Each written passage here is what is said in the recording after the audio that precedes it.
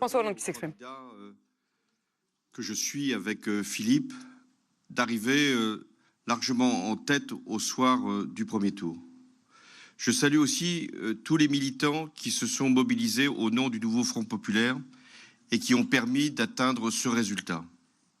Je sais combien cette campagne a été courte et combien elle a été difficile pour argumenter, pour avancer des propositions, pour rompre avec l'esprit de défaite qui pouvait ici ou là s'entendre.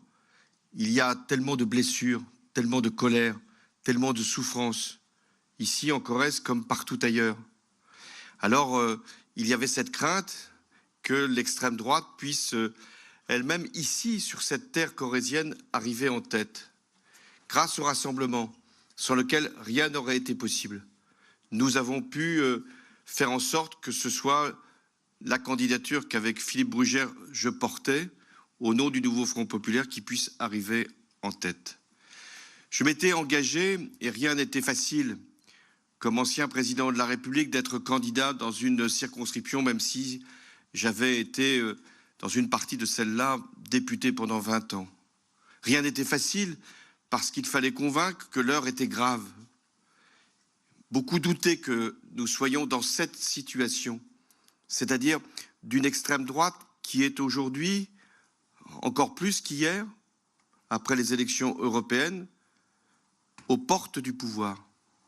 Là est l'enjeu majeur. Nous avons à la fois porté un espoir que des propositions puissent être à un moment des politiques et des réformes qui pourraient être mises en œuvre, mais nous avons aussi le devoir impérieux de faire en sorte que l'extrême droite ne parvienne pas à avoir une majorité à l'Assemblée nationale. Et si nous ne sommes pas mobilisés comme jamais pour ce second tour, ce risque, cette menace, peuvent se traduire en actes. Avez-vous vu les déclarations qui ont été faites déjà ce soir, comme si Madame Le Pen, comme si Monsieur Bardella étaient déjà au sommet de l'État. Le président de la République paraît effacé. La majorité est en lambeaux.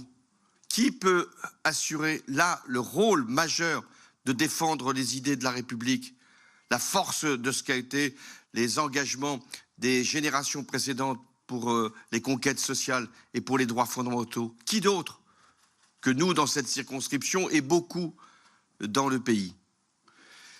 Mais si nous sommes conscients que l'objectif premier, c'est d'empêcher que l'extrême droite puisse gagner ces élections législatives, alors il faut être conscient des rassemblements nécessaires. Le rassemblement, il n'est pas simplement celui de la gauche, il a été déjà manifeste. Et il a été, je pense, la condition pour le reste. L'enjeu, c'est le rassemblement de tous ceux qui se reconnaissent dans les valeurs de la République. Le rassemblement, ça doit être large, le plus large possible, quelles que soient les décisions que prendront les états-majors politiques. Nous avons, peut-être parce que j'ai occupé la fonction majeure dans notre pays, d'être chef de l'État, nous avons une responsabilité encore plus grande. Appeler toutes les électrices, tous les électeurs, au-delà de leur vote de premier tour, d'empêcher que l'extrême droite puisse gagner, non pas simplement cette circonscription, elle en est loin, mais d'autres circonscriptions en France. Donc c'est la raison pour laquelle, ici, à Tulle, en Corrèze, sur cette terre républicaine, j'appelle, au-delà de la gauche qui s'est déjà comportée comme il convenait, tous les républicains à faire en sorte que nous puissions avoir une Assemblée nationale où les droits fondamentaux puissent être respectés, où les valeurs universelles puissent être considérées et où les conquêtes sociales puissent être préservées. Là est aujourd'hui non seulement notre devoir en tant que candidat, mais notre engagement, je l'espère, en tant que futur élu de la République. Merci.